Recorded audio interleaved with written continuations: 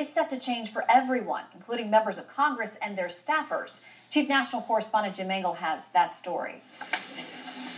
When President Obama signed the health care law, buried in his 2,700 pages was an amendment from Republican Senator Charles Grassley of Iowa, which forced members of Congress and staff members to be subject to Obamacare too, losing the federal employees' health benefits they currently enjoy.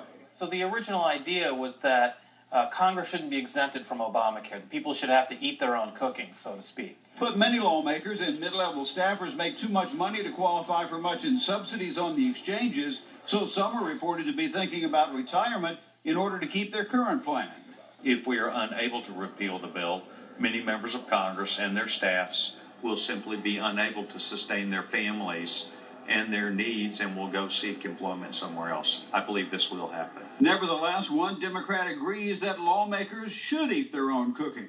Well, the law says that the members of Congress should live under the law that we wrote. I completely agree with that. We should be in the exchanges. For the employees, the issue is a little different. That's because right now the federal government pays about 73% of the premium, while members of Congress and their staff pay 27%.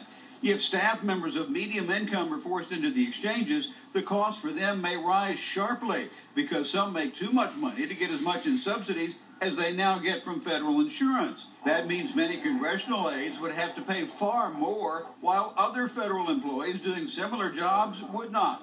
The staff members, people making $25,000, $30,000 a year in some cases, should not have to take a huge pay cut relative to other federal employees because of the way the law is written. If they don't get that contribution to their premiums, their pay is effectively going down by, say, $10,000 a year. President Obama has volunteered to go on the exchanges, though no other officials have. The White House spokesman would only say the law should stand. We're going to make sure that there's nothing that lawmakers can take advantage of that the general public can't. But if the exchanges are harder on congressional staff and the subsidies are not large enough to offset the higher cost, how could they work any better for other Americans? Shannon? Thank you, Jim.